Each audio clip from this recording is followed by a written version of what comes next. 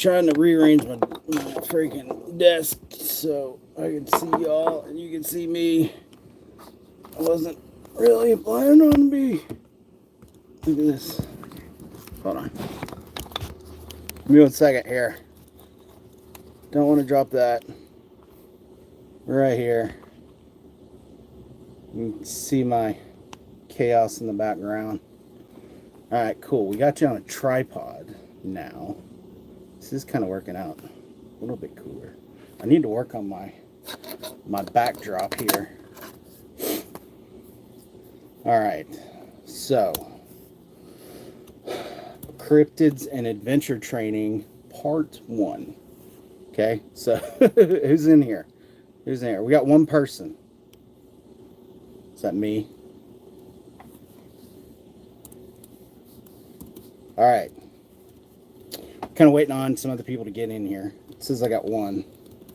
But you're not saying anything. You're just being weird, staring at me. So,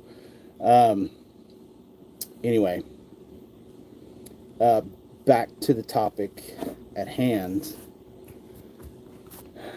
Or did I put this? There's nobody coming in. Nobody coming in. Got to give everybody a minute, I guess. I remember when I first started, I didn't really... Oh, we got 4 people in. When I did my, first live stream, I was so freaking nervous that I didn't know, how to talk. I didn't know what to say to people. So, yeah. Okay. So, we initially ended the live. We were kind of talking about... we're talking about Yellowstone, and I'm sitting here doing some kind of research on Yellowstone, and apparently there was a 22-year-old concession worker who disappeared in Yellowstone. I didn't know that. I didn't realize that Yellowstone, I mean, I know it's a big area, but that's kind of weird that a concession worker would disappear. In cryptids, in context, Native American tribes like those in Georgia have long described large, hairy, bipedal creatures in the Yellowstone region, which is an area that I really want to go to. Is I want to go back out west. In more of a investigation type context. Are my comments off? I hope not. Let me look and see. I'm trying to be a little bit more professional, but we have 3 watching. Okay. Are my comments on? Are my comments on? No, my comments are not on. No, wait. Yeah, they are. There's one. New England. New England Dirt Roadie. I like that name. It's a cool name. Okay, so, yeah, I want to go back out west and do some investigating out there. Obviously... The you mean no, they're not on. Obviously the Bigfoot activity is really kind of well known out west. Because I really want to go back and I want to see all the hardwoods and stuff. When I was out west, I didn't really get an opportunity because that's when I was in the Army, and I had one day that I was flying out of San Diego that I got the opportunity to go to the beach and stuff. But other than that, I didn't really get to do too much when I was out there because I was basically working. But at that time, I was at one time I was in Yuma, Arizona, and we had a weekend off. So we had Saturday and Sunday off, and we went out to an old silver mine out there, and the the the host person was talking about the amount of paranormal activity that they capture out there.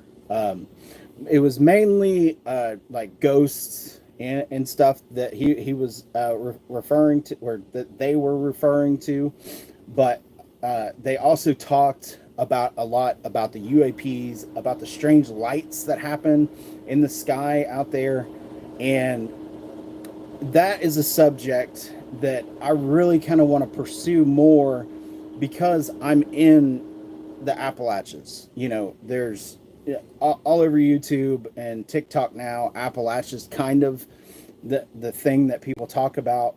Some of it's taken out of context. You know, I saw that one lady talking about a tree was following her, and I was a little bit shocked at that because I kind of thought that everybody knew that, you know, that trees follow you here in Appalachia. I'm just kidding. But I want to get in a little bit deeper side of the UAP thing. Initially, when I had started, I was getting into the UAP side of stuff.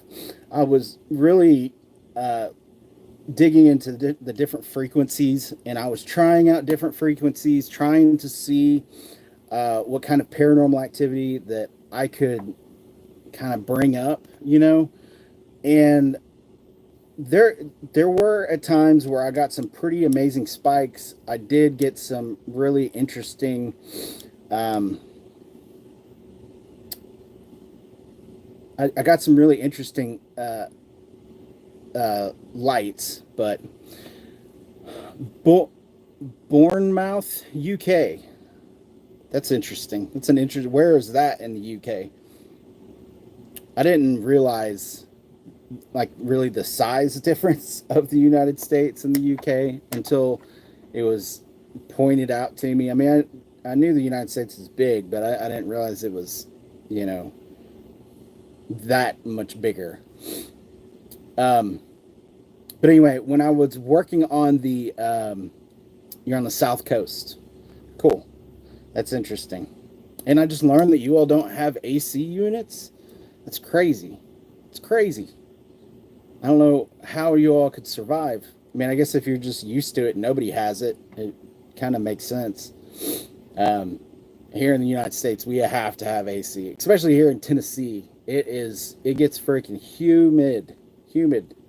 Like, you walk outside and your knees are instantly sweating. But working with the frequencies, I've noticed that certain... It's cold out there most of the year. Yeah, I would imagine so. And it rains a lot, doesn't it? I got a buddy out in Seattle, and he talks about how much it rains out there.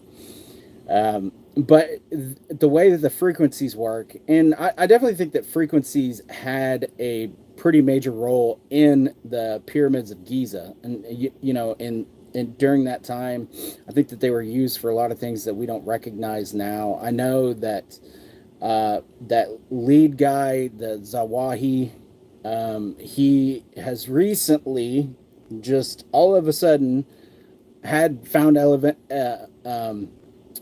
evidence of these the workers who built the pyramids, and he claims that he knows how that they were built, and he has these statues and stuff that has just been quiet now for decades, that he has been kind of hiding, in my opinion, hiding a lot of research. And, you know, with this new sighting, the new, it's kind of like LiDAR that they're using on the pyramids now, and they're able to go down underneath and kind of look at everything a lot closer.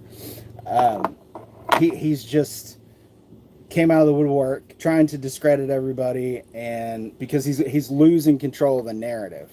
But I think that the frequencies were used a lot there, and with there's it's called the CE5 project, and when they were getting kind of rolling on it, I had somebody reach out to me that was kind of trying to get me to promote the app that they had, and I was a little bit uncertain about it because you just never really know, because it costs money. Getting people to buy something like that and be like, you're going to be able to talk to aliens if you buy this app, to me is strange. And it's not something that, I really wanted to kind of promote, but I got the app anyway and started using it in the Scott Carpenter's research area, because that's an area that I've gotten pretty comfortable in now. I know the area. I know I'm not going to get lost. And I know like the animals that are around there now. Like I know just basically the environment.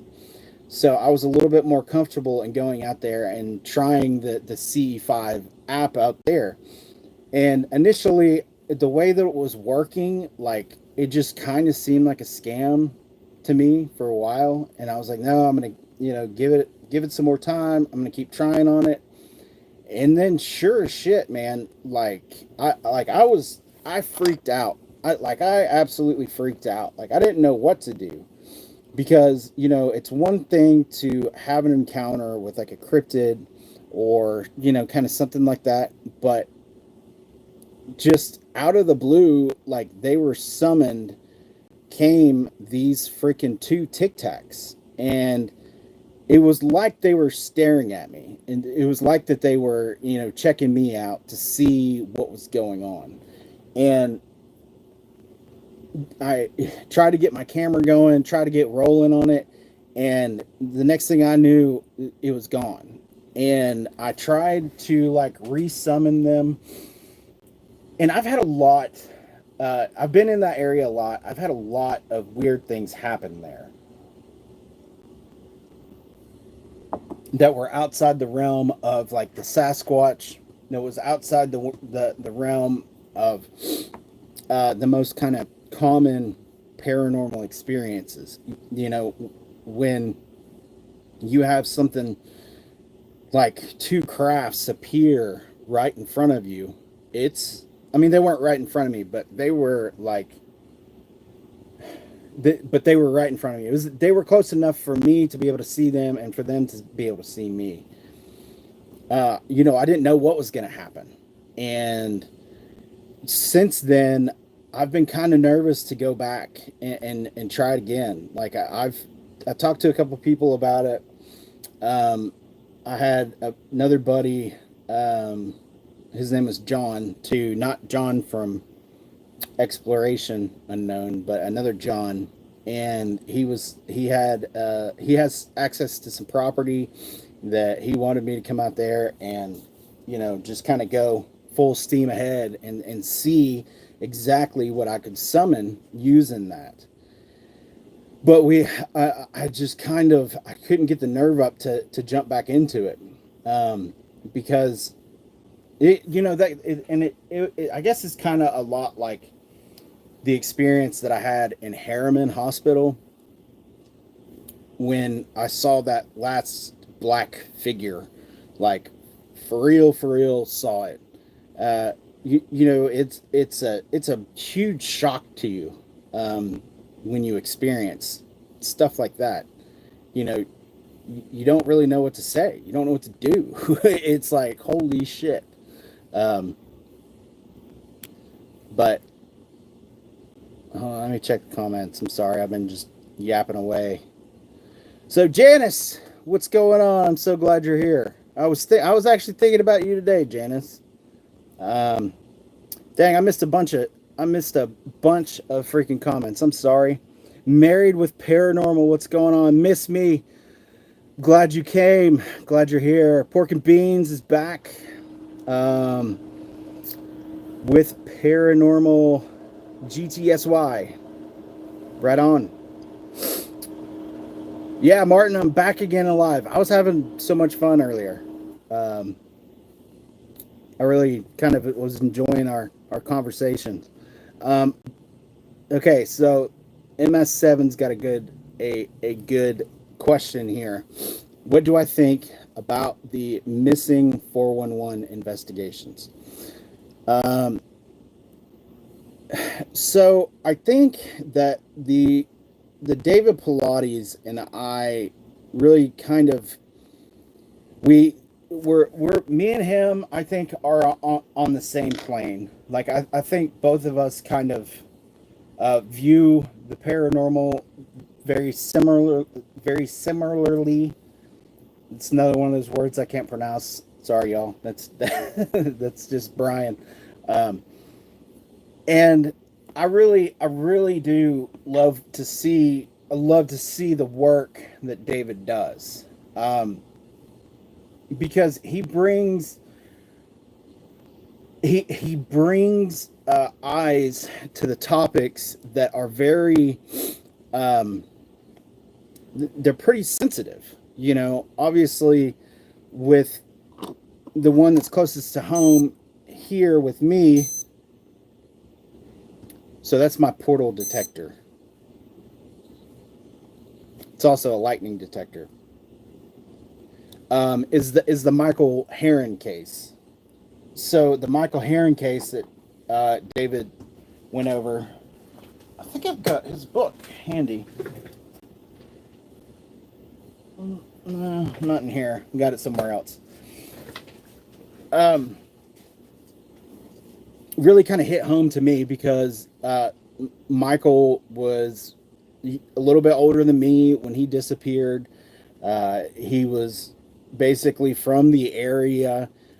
He was doing the same things that, you know, most of us do around here, either cutting lawns or going out riding.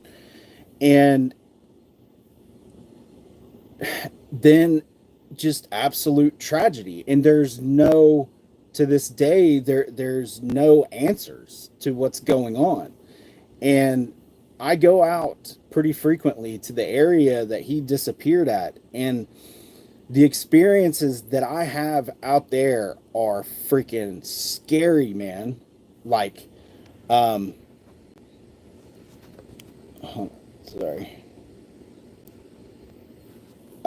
Thank you. I, I didn't see the name that Cashapp. I appreciate that. It's a big help. Definitely helping out coming up this week. Um, so, and David really kind of dives into these topics like all over, obviously, the United States, and he brings eyes to it and it allows people to kind of interpret um, things a little bit different, a little bit outside of the norm. I watched recently one of his uh, one of his shows. I don't know where I don't know what it was on that I was watching it. It might have been on like Hulu or something. And in one of the interviews, there was a woman. She was a hunter, and yes, please hit that like button for sure. Yeah, it definitely helps me out. She was out in the tree stand, and she started talking about a a thing. I don't have the word for it right now. A phenomenon that I experience and have been experiencing for a while doing this investigation work. Now, I don't know if she knew who I was or had, you know, heard me kind of talk about it, but it was really interesting to see somebody else that had experiences, and she was talking about the the cellophane kind of look that happens along. I think she was talking about the different noises too, but mainly that kind of cellophane look, and that's something that I've experienced on, you know, several occasions. And whether or not that is an indication of possibly like some sort of craft in that area, or possibly a portal kind of in that area, it's pretty freaking scary to think about how it can move like that. I say that because of that experience that I had in Black Mountain when I swear I almost like vanished. I almost became a part of the story. Um,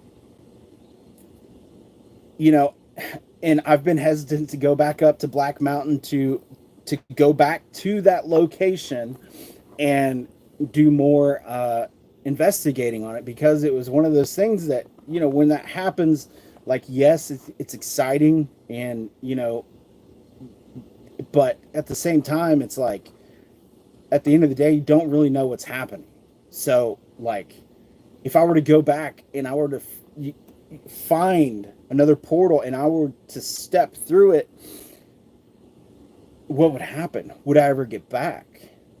You know, like, so that's, and I'm very kind of cautious when I go out investigating. I use things like this. I don't know if you all are, if some of you all looking to get into investigating. But this is relatively a simple piece of equipment, and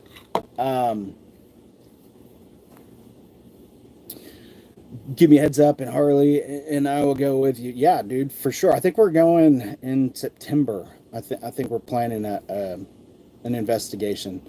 But having little things like this with you to kind of give you somewhat of a warning makes, I think, a big difference, because I know, at least I feel like that thing has saved my ass a couple of times, because it's really interesting. I mean, small static electric charges can set this thing off. Me waving around. See, there it goes. Like, me waving it around the computer, that can set it off. But if you position it in a way that is away from the the static, it won't go off unless. Oh, that was weird. It won't go off unless something is actually going on. So when I was actually in Blue Ridge, around the area where I captured that movement, this thing had gone off, and I never crossed that threshold, which I think I talked about on the last live. I can't remember. I was talking about the area. It was Jimmy Carter's former hunting ground, and we had talked about, Secret Service probably was in that area during the time that he served, and probably time after. I'm not really too sure how long presidents continue to get Secret Service protection like that, but it was a similar kind of feeling once you got kind of close to that area. So I'm really interested. I really want to get out to a lot of the other locations that David Pilates has talked about. I've been up to. There was another one that was at Clingmans Dome that I've been up to. I hadn't done a video on it yet, but I was out there and trying to kind of see, like, what could have happened. And the girl who went missing, you mentioned Fort Valley, but yeah, I did in that last video. I talked about it. Let's see here. Lost my train of thought. Sorry. Where was I going with that? I don't know. I lost my train of thought. My fault. That happens to me sometime. All right. So let's get kind of. The Clingmans Dome. Yeah. Sorry. So Clingmans Dome is an area that has always been pretty well trafficked by tourists. Like even back in the day, like I know that um, the girl disappeared. I think it was back in the 70s. But Clingman's Dome was always, yeah, Janice got it. Clingman's Dome has always been an area where a lot of people go to. So the thought of her just kind of walking off of the trail and getting lost and not being found in an area like that is freaking terrifying. Um, the gypsy and the vanilla gorilla. I'm so smart. I have two brains. It's just one is out looking for the other one right now. It's exactly how I feel. Chainsaw, what's up, brother? Um, so I find disappearances like that really, really fascinating. Now, Michael Heron, where he disappeared from, um, it was an area that's not very well trafficked. I mean, it was essentially private property. However, on the other side of his property is the Smoky Mountains. So with him, it was an extremely odd case. Extremely odd. Um, do you think they disappeared because they went through a portal? It's definitely a possibility. I definitely think it's a possibility because, and I say that because I've experienced things like that um, in the mountains. I think I've just been kind of lucky to not fall into one. I think it could happen to me for sure. One thing that I do always keep on me when I'm investigating is an infrared beacon. I don't know if you all know, and I meant to grab it when I was upstairs. Um, but an infrared beacon is a pretty simple device. It's basically just like a big infrared light that flashes with a 9-volt battery. So it's pretty powerful. But by using those when you're going to go out on adventure, you can get them at probably any military surplus store. I know a couple of them. Um, a couple of them, will have just like a box of them, just kind of all stuffed in there, and you can grab one. But next time you all go out, I would highly recommend putting something like that in your pack, because once you pass the 24 hours and the police can start looking for you, we pretty much, I think, pretty consistently have some sort of aircraft flying above us, really, whether it be to like monitor traffic or whatever else they do with airplanes. You will be able to see it flashing, and that will put you in such a better position rather than trying to start like a small fire or trying to start a big fire for all that matter. So I would highly recommend using one of those. But in that same area, there has been 3 major disappearances over the years. There's Dennis Martin, and I'm so embarrassed I can't think of her name right now. But she went to Bearden High School. That girl, and then Michael Heron, like in a little triangle, like they all kind of vanished in that one area. And oddly enough, with the Dennis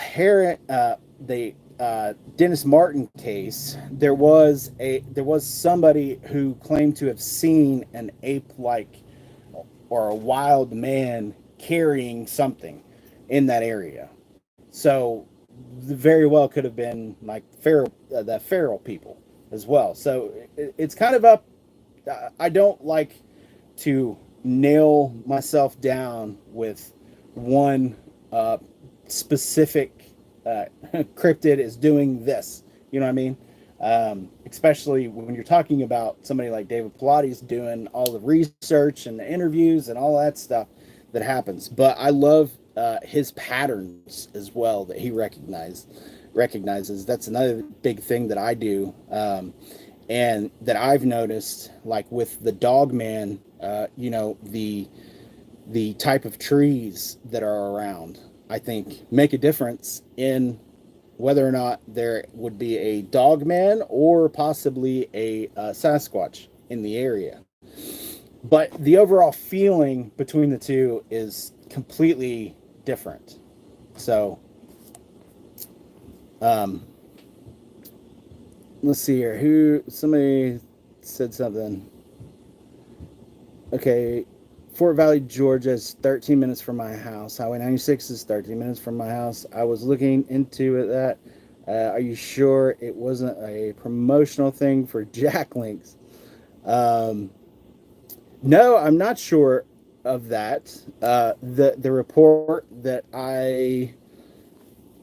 I'll have to look it up, but that's always a possibility that happens in these in these encounters. I think there was another Bigfoot sighting that happened not too long ago. I think it was like in Colorado or something. And there was a Sasquatch like camp, or there was like a Sasquatch something in the area that kind of came out days later. Like they got it on film, and then they're like, oh yeah, by the way, there's a Sasquatch here, so it could be, I could be wrong, possibly. I'll look more into it once we get off the live, and I'll see if I can get a definitive answer on the encounter. But I believe that one came from the BFRO website. So, in my opinion, they're kind of they tend to be spot on. So that's why a lot of people don't like to talk about Sasquatch or Bigfoot or any of that stuff, because the BS that comes along with it. It's very true. It's very true. And a lot of people take the Bigfoot sightings and their theories on Bigfoot very, very seriously. Like, to the point where they are ready to throw hands and fight about it. And I don't like to be that way, because, that's just not me. I enjoy the aspects of the idea of a Bigfoot being out there, and it could be something that we just completely don't understand at all, and we're all wrong, and I'm totally fine with that. But yeah, that's one thing that I've kind of been weary to talk about on this channel was Sasquatch, because of the amount of people who, the way that they react to it. So let's see here. Your cellophane sightings could... Hold on. Your cellophane sightings could be guardians of portals. When I saw Bigfoot in Michigan when I was a little girl, he had a shimmer. Yeah, that definitely could be it as well. I think that from my kind of experience and my research on it, from what I've seen, I think that the Sasquatch has some way to manipulate the light around him, because the human eye cannot see, like, in comparison to like really what's around us. Like, we can't see very much. Like, there's so much around us that we miss. And in my opinion, it's not unreasonable to think that we just do not have the ability to see it clearly at all times. And even our cameras, our cameras are set up a specific way, to interpret light. But we will have them. So when our cameras will try to capture them, it'll come through distorted, and that's one thing that I've been really working on trying to fix and make adjustments to. I created a game cam that uh, allows you to see. I put these filters on it that would allow it to see, let more light in and different a different colors on the spectrum in. Um, it has not worked yet, but I'm getting there. I'm working on it. My theory, my thinking. Um, so yeah. Okay. Toady, what's up, brother? Dude, thank you for the donation, dude. That's awesome. Uh, yeah, we'll be there on the 28th. Yeah, it's a bribe. Dude, you're awesome. I appreciate it, man. Um, okay, so let's go back up here. Janice believes in Bigfoot for real. Well, you're in the right place because I think we all do. Did you moonshine goblins in North Carolina? So I think that's what I captured. In Cherokee folklore, I can't say it, so let me try to get it.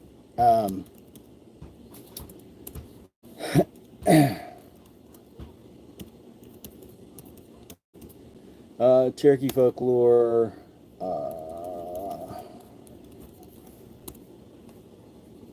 You see here. Okay,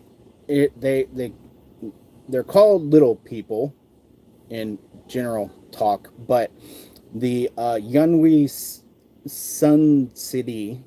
I don't know exactly how to say it. Um, it's a very common phenomenon that happens in Appalachia, like very common. Um, there are a lot of sightings that happen with these little people, and it goes back and it's documented for over for centuries. Really, the interactions that happen alongside these little cryptids.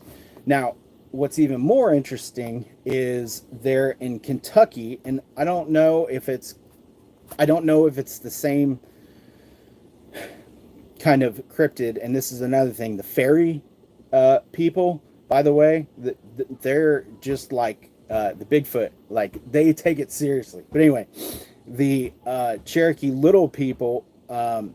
There is a cemetery in Kentucky that supposedly houses the graves of these little people.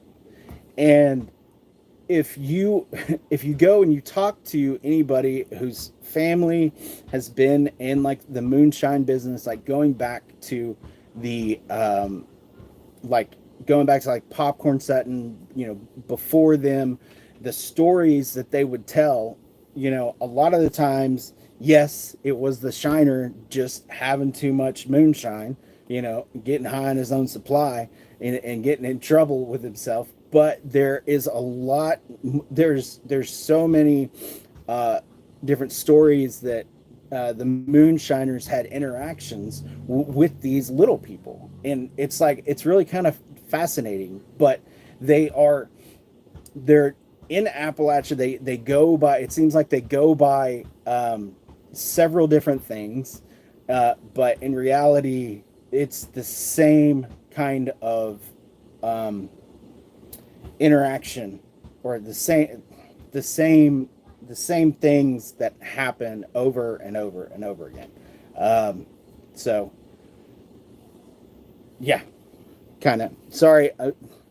Amelia is apparently decided now's the time to go bounce her basketball. So if you all are hearing that loud banging, yeah, if it gets any worse, I'm probably gonna have to walk out there and ask her to stop. But I want to encourage her playing some basketball. So the fairy folk are dangerous individuals. Yeah, yeah. See, you know where I'm coming from. Yeah, like, I mean, they take it seriously. There's a bridge. It's an old bridge. There's a troll bridge in Cades Cove, or it's not in Cades Cove. It's outside of Cades Cove. But there's a lot of people who talk about the Night's Watch, but y'all can hear it. It's just not too bad. Okay, if it gets too bad, let me know, and I'll go out there and ask her to stop. I'm kind of surprised she decided to do it now, because I told her that I was going on a live stream. But you know, kids are. They just, as soon as you're like, yeah, I'm going to be doing something, they're like, okay, well, we're going to do this right next to you. So, yeah. Yeah, she's outside playing basketball right now, and it is freaking hot. Like, it is so hot. I don't understand how she can do that. Because, like, I'm in like the garage, basically my studio, and I'm sitting here with a fan on, just like sweating. So, lots of people. That was an interesting comment. Lots of people in the missing 411 reports have German heritage, and the Germans in World War II are known for. Yeah, so that's another. That is another road that I really want to go down, and it's very difficult. It'll be very difficult to be able to do it without getting flagged, but I definitely agree that the Germans were able to develop or got their hands on these more advanced technologies really before the world kind of knew what was happening. I'm not sure if you know this or not, but recently a member of the and you might have heard him talk about it a couple times. One of the head scientists under the Trump administration, he's been there for a while. They came forward and they were talking about a weapon that they had that could manipulate space and time. Now, he kind of said it a little bit in passing when I first heard it and was like trying to pay attention to it. But then later on, Trump came forward and was talking about this weapon that we have that basically nobody can do anything. There's no way to compete with it at all. And I definitely think that, you know, throughout the advancement of technology in, you know, warfare, different countries have probably gotten their hands on some stuff. So, okay, I guess I'll tell you all a personal story. So, you all know that I was stationed at Fort Knox. So, when I was stationed at Fort Knox, we would sometimes have to do these like drills in case something was happening. But during that time, I came in contact with I can't remember if he was a employee at the time or if he was a former employee at the Gold Vault. And, you know, obviously, if you have the opportunity to talk to somebody who works at the Gold Vault, you're going to be like, what's in the Gold Vault? Is there gold in the Gold Vault? You know, what all do they have?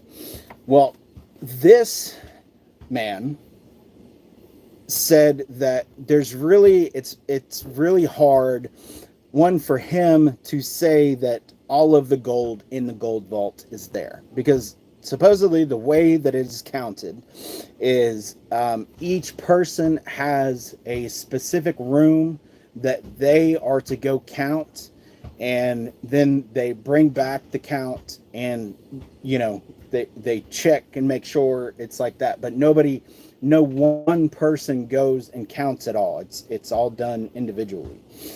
And he said during his time there, he knew for a fact that gold wasn't the only thing that they stored in Fort Knox.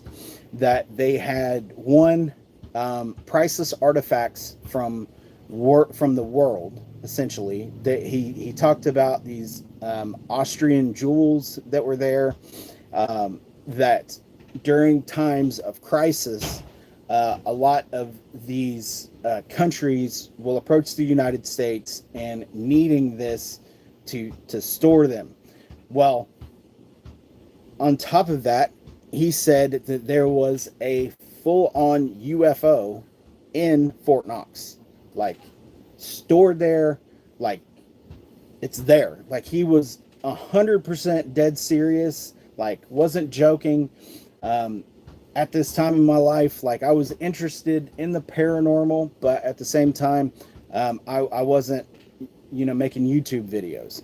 So this man really had no reason to like lie about it and to like drag it on or to put it in the perspective of things, to put it in, just I'm trying to put it in the perspective of the situation.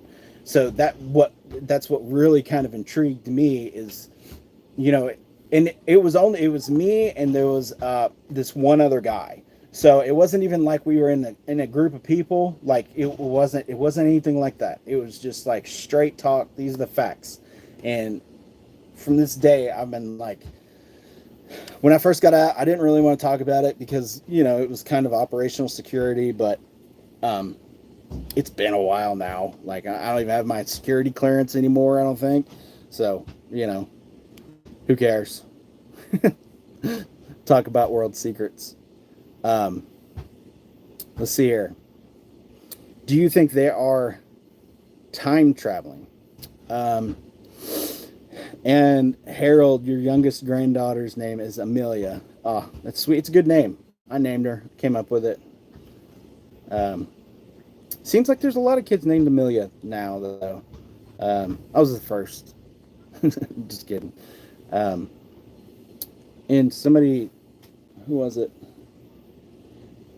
Okay, so obviously Tony donated $50. That's to the channel. It's a huge help, man. I really appreciate it. We're gonna have an awesome episode on the 28th, and somebody else. Was it Cashapp?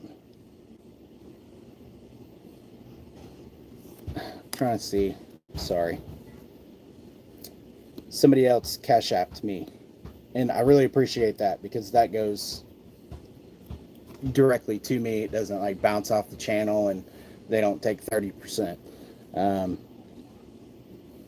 Brian, I appreciate it, Brian. It's a good name. So, where else was I going with this? Let's see here. Back to live chat. Oh yeah, Germans. Okay, so I definitely think that the U.S. not only the U.S. government has the ability to do this, to manipulate time. Let me try to look up something real quick.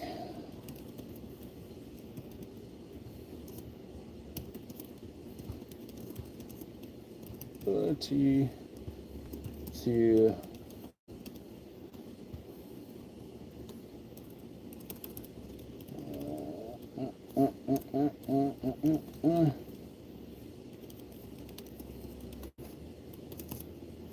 okay, let me put in a okay. U.S. government research. Okay, these are known projects. Okay, these are known projects. DARPA and the Advanced Research, the Defense Advanced Research Project Agency finds cutting-edge products including quantum computing, advanced propulsion, and gravitational research. DARPA had a breakthrough in DARPA had a breakthrough in propulsion propulsion physics. Oh, okay, so that makes kind of more sense the way that it kind of came out. That explores theoretical concepts like warp drives. So because that's basically the big problem that we have is as far as like space travel, everything's so far away from us that even if we had the technology to travel at the speed of light, um, the time that it would take to get us to these locations is like we couldn't survive it other than manipulating space and time itself. Um, so that's really interesting. Hang on. Let me see if we can find more. Gravitational studies.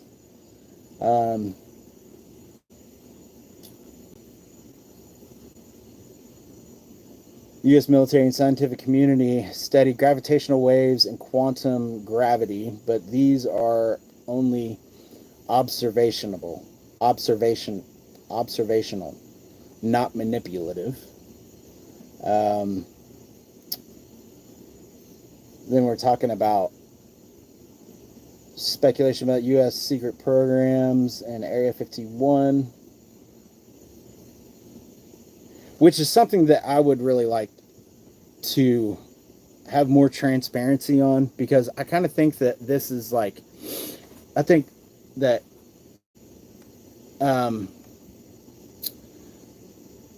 yeah, so you got the gun. Thank you.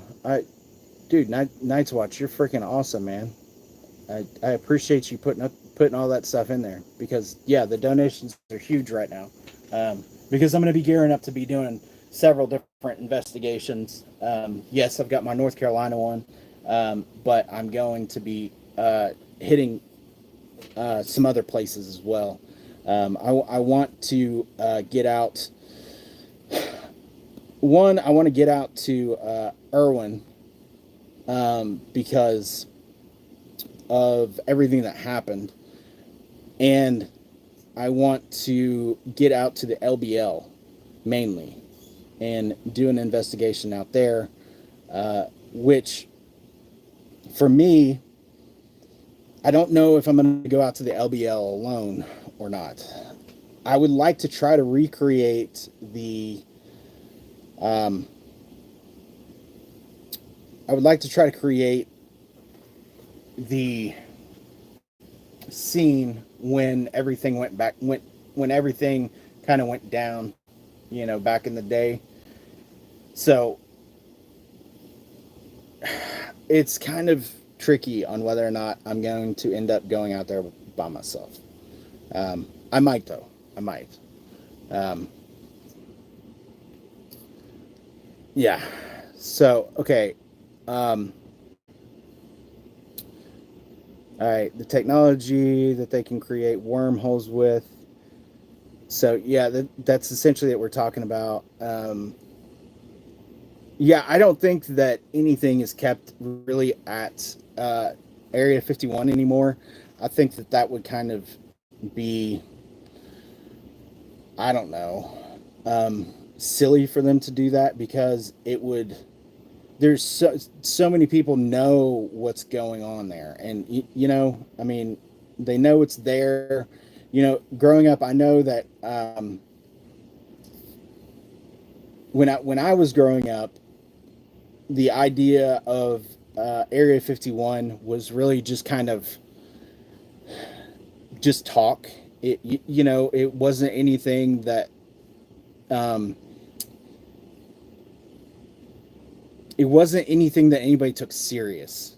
So now it wouldn't be a very good hiding spot, for anything. I'm sure they have something else. And that's another thing that I've been keeping an eye on. And I found some weird stuff. If you go on, didn't they move everything out of Area 51 52 years ago? Yeah, I'm sure they did, because they would have had to before they like declassified it. But if you keep an eye on Google Earth, and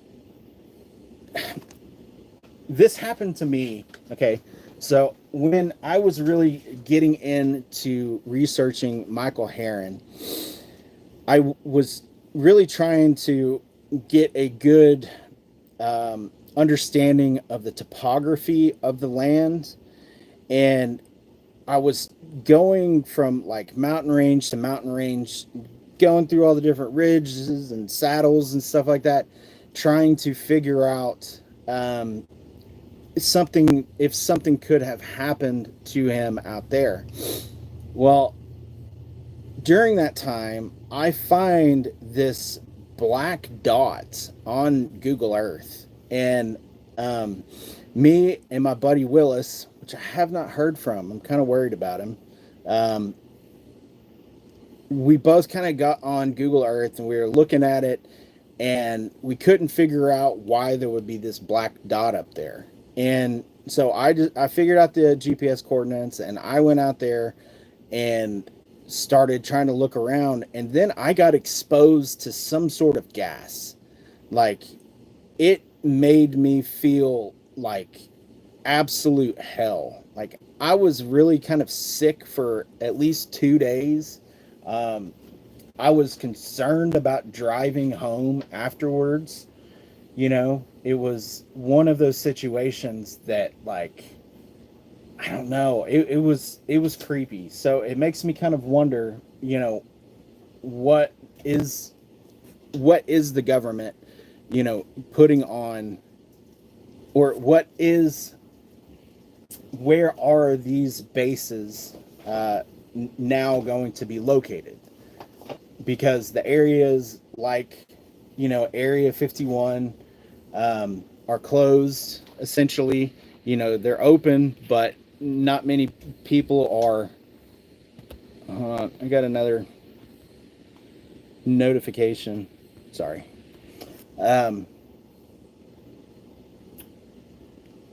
Gosh, ADD is hard. When I got two things happen to me all at once, it's difficult to pay attention. But you know, you don't know what the government's doing and what kind of technology they have today. Is pretty scary, because you never know. Like, even with AI, like the way the AI is advancing, it's like, what the hell is happening? So yeah, Martin, for sure. I love Martin. He's an awesome guy. I need to reach out to him and kind of talk. I need to create a game plan with him on how I can really do it effectively, because LBL is a pretty big place. You know, it can consume a lot of time that doesn't necessarily need, you know. So because they're, from my understanding, from what I've seen, but I've learned to kind of not trust a lot of the YouTube videos. There are structures and stuff that are out there, and I would like to be able to find those as at least kind of like a starting point. And yeah, get out there, because I enjoy doing a lot of I like the Dogman investigations. I want to get more into those. I also want to go back to Daniel Boone. Daniel Boone was, I would say, my closest encounter with what I believe to be the Dogman, was going out and being in that cave, and then leaving that cave and getting home and like looking at footage and being like, oh shit, like I was close at that point, you know. But with Dogman, in my opinion, I don't know. I don't think that a lot of people would survive a Dogman encounter. I think that would be. I don't think that would be something that you would survive, that you would live to tell the tale about. because the tracks that I have seen, or the spores that I've seen, they were massive, like massive, massive. And an animal, say it's just an unknown animal, and not a result of some sort of government experiment. An animal of that size would chase you down and kill you without you even having an opportunity. Like I don't see.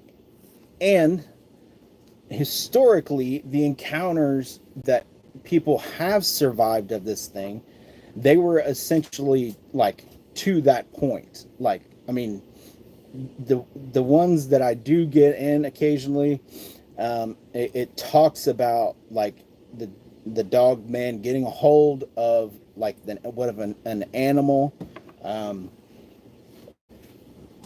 like, and it's horrific. And I just don't really see.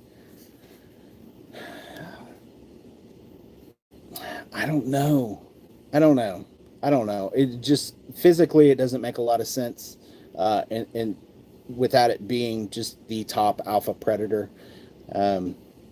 But I am going to be in between these trips. I am going to make another trip to Frozen Head, which is essentially one of, I think, one of the most likely locations for a Dogman. And I did capture that one scream or whatever you want to call it when I was at Brushy, coming from the mountains there. And whatever that was, you're not surviving it. If it catches eyes on you, I just don't see it. I just don't see it happening. So I'm really excited. I definitely want to go back up there, because I also want to find that sundial. I'm 99.9% sure I've figured out exactly where it is. And, I think that I can get to it. It's just a matter of getting all the way out there, and then scaling the side of the mountain. So, yeah.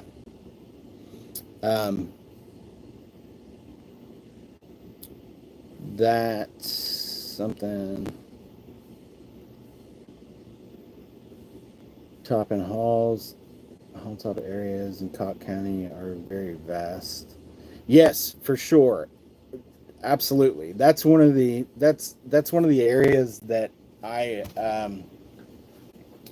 kind of feel like outside of Cobb County, where feral people could survive, and stay uncontacted, stay, away from essentially outsiders, and be able to live essentially just under the radar. And there's a lot of cave systems / tunnel systems that the Tennessee state government kind of talks about. I really want to try to map some of those tunnel systems that they had found it's like outside of Gatlinburg area.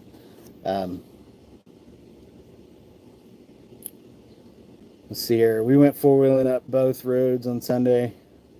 Dude, I want to get back out four-wheeling for sure.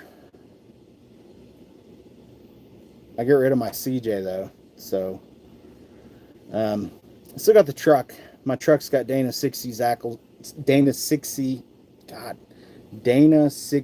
axles and lockers, so my truck can go just about anywhere. But it's pretty long. I've got a long bed, so, but it's still a monster.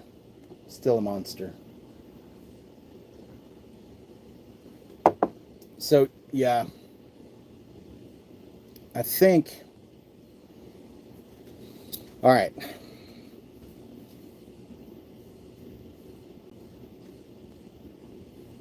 You drive a Colorado? Nice. How does it do up there? What's up, Mark? Glad you came. I appreciate you. That's pretty awesome. Tony came in here. Tony, you still in here?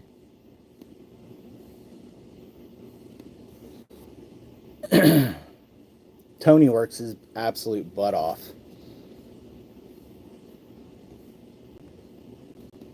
Okay.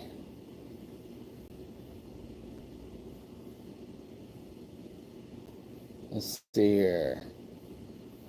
I got another notification. Somebody donated. I think what I'm going to do, you didn't get any notifications? Well, you got to turn them on. I've got a couple things that are coming out right now. Most of them are shorts, kind of breaks from my last video. I was having a major problem with copyright infringement. People were stealing my videos, and so I've had to, which I guess is good. It's good promotion. I've had to start breaking down all my videos into shorts and re-uploading them, and so. Oh, you got 35s on there? Nice. Okay. Yeah, that's what I've got on my Dodge. It's 35s. I could go a bigger tire, but Paranormal Nut podcast. What's up, man? Put watermarks. They don't care. They crop it. That's what kind of sucks. Like if you see, I mean, I put my logo down in the corner, but it's like they don't care. They don't care. The guy, and when initially the main person that was doing it, it was Appalachian TV, and the guy was basically pretending he was me, and then he would just like crop. He just cropped the video so my logo wasn't in it anymore, and he just uploaded and uploaded and uploaded like everything that I did, and he had gained all of, like, he had over, I think, 70,000 subscribers on TikTok. And at first I was like, dude, I don't care if you use my material, just give me credit, tag me in the videos. But like he just, they wouldn't respond, just totally ignored me, just basically like, screw you, I'll do what I want. And eventually I reported him. TikTok did nothing. Then I reported him again, and I kept reporting him, and then eventually I was like, I give up, and I made a TikTok video and said TikTok's not doing anything. Within like 2 hours, they took the channel down and like violated him or whatever they did. But all of my videos were gone from his channel, and he was making, I mean, he was getting like hundreds of thousands of views on like multiple, like, I mean, he had to have had like close to 500 like videos of mine that he had like broken down. It was crazy. Killswitch, you would love to see more feral people videos. I will 100% be producing some more feral people videos. I've got a plan. Next week I will be traveling to North Carolina, and I will be doing some feral research out there. I'm really excited about. I've had to kind of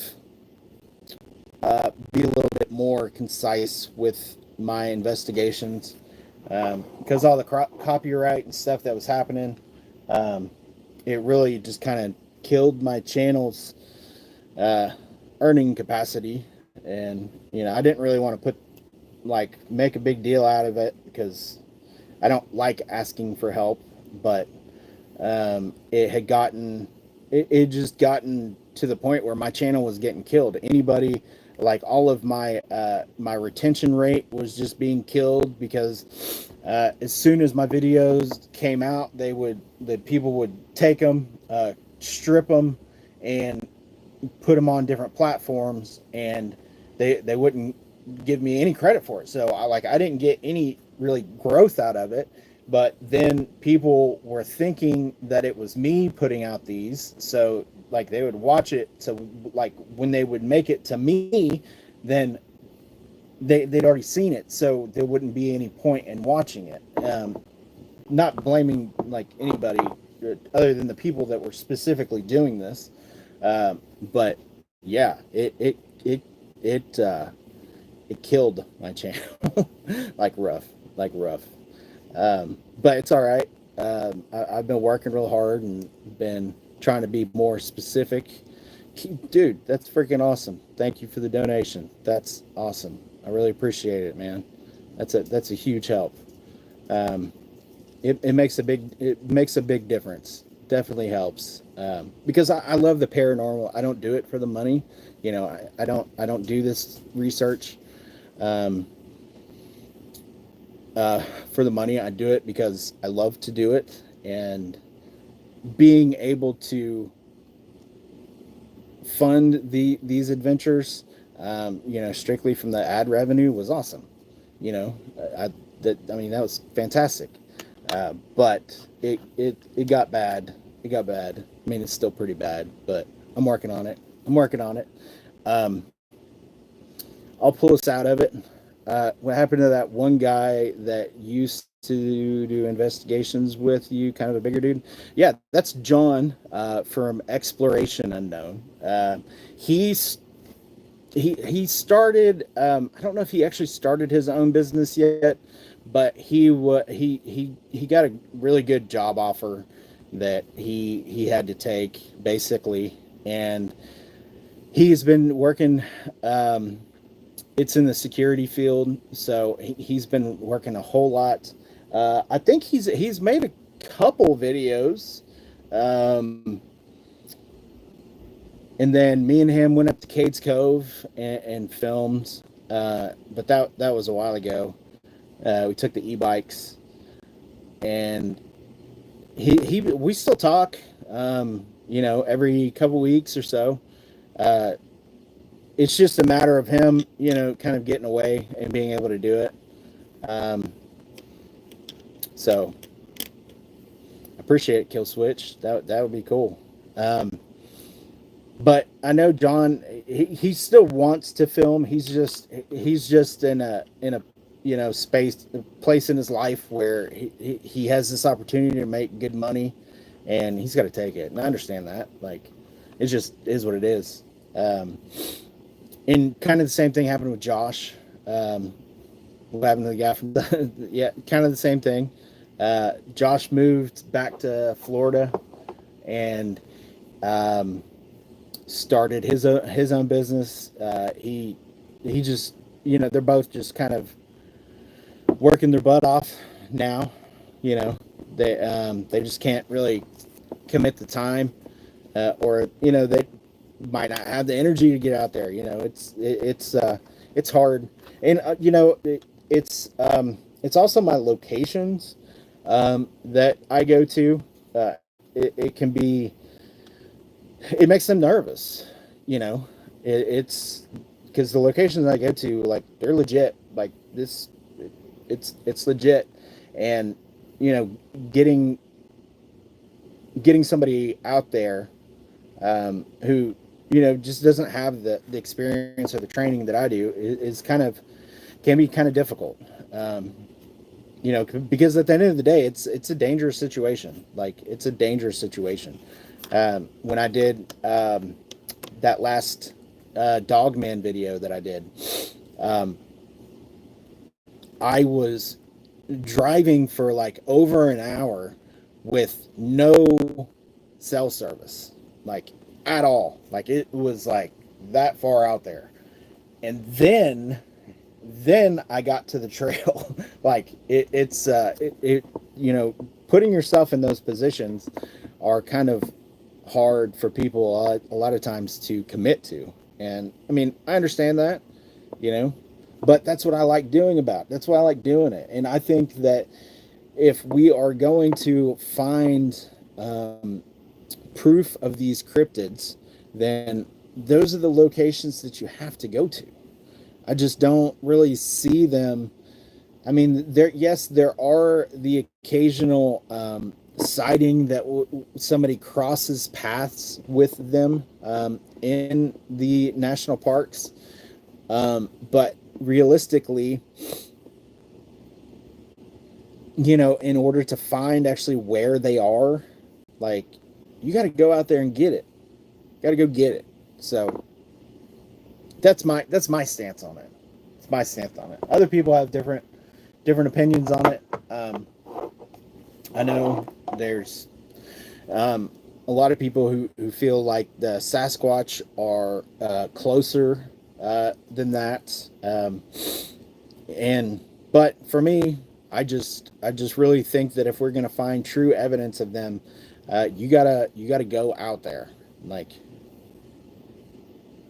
and that's what it is. So, you know, that's a big commitment for somebody to do. Now, the e-bikes have made a huge help with that situation. I've gotten to work with a couple companies that you know put together great bikes, and they've allowed me to do that, to go out on these adventures on these e-bikes. But and I've got a couple more of those that I'm working with. I'm trying to get one of these companies to commit to giving one away to my subscribers.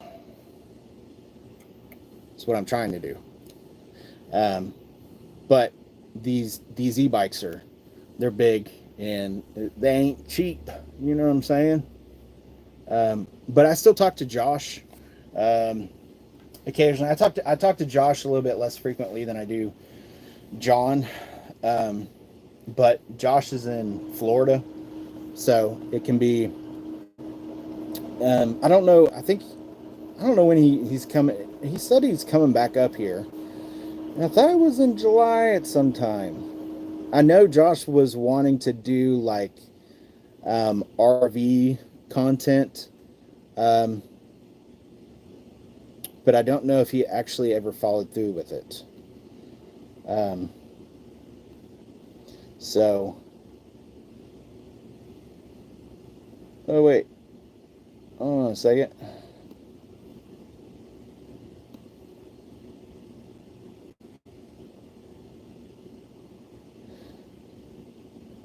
I do have an offer. Whoa.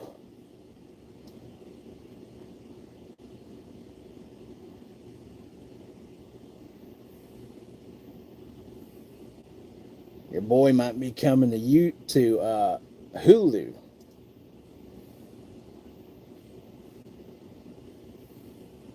That would be awesome. Unexpected, but that would be awesome. Yeah, Mark. The e-bikes are really cool. All the ones that you see on my channel, I really like. I definitely would say buy one. The last one that I did, however, what's up, Dario from Italy? The last one that I did, Tom, thank you. Thank you for the PayPal donation, man. That's a huge help. It means a lot to me right now. I really appreciate it, Tom. Definitely, because I'm getting some battery. I've got to buy so much stuff for this trip. But anyway, the last company the last video that I did with TST, I had been out in the Smokies riding, and the bike cut off on me. Like, it's bad. Like, I could not get it started. I thought that maybe like a stick or something had gotten up in it, or maybe some mud or something, but it stranded me.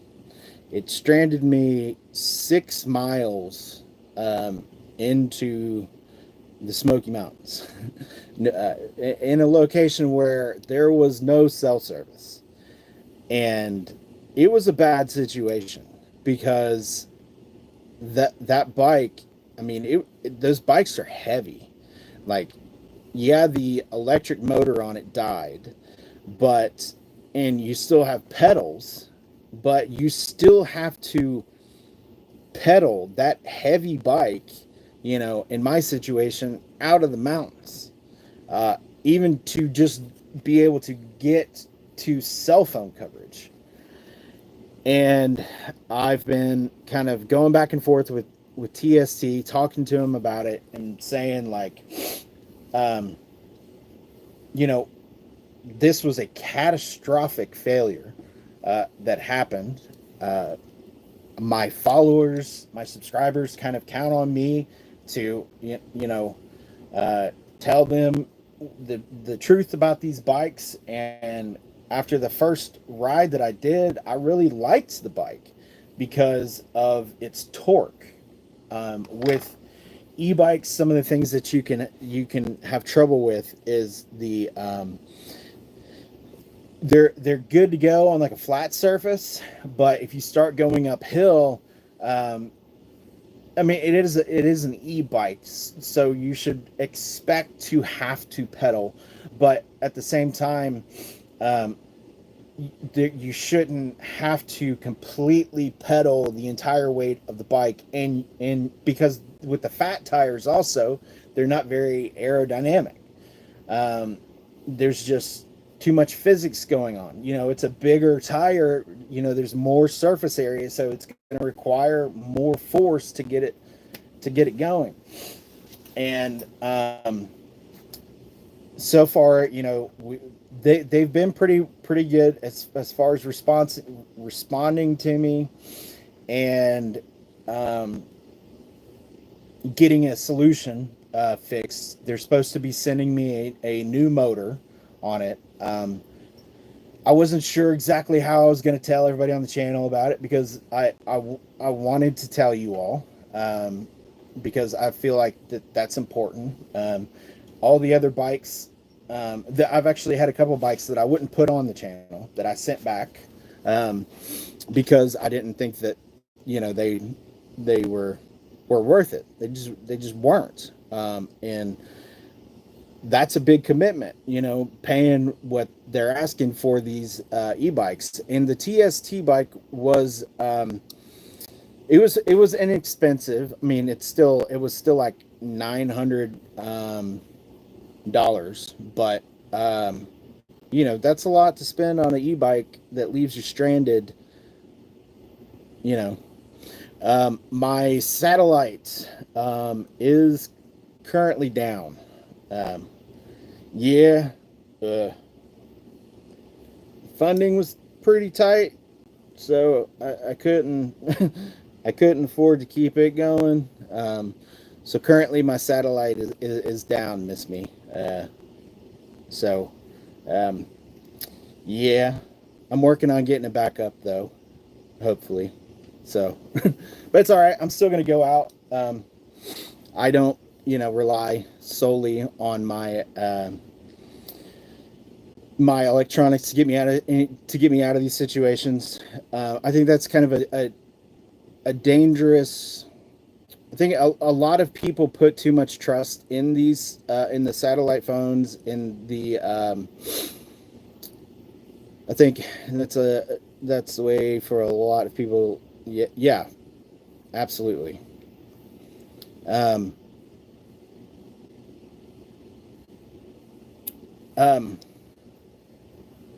So my kind of theory, my thinking on these adventures, and I really kind of want to try to for people to realize this, as well, before jumping out and heading out in the mountains.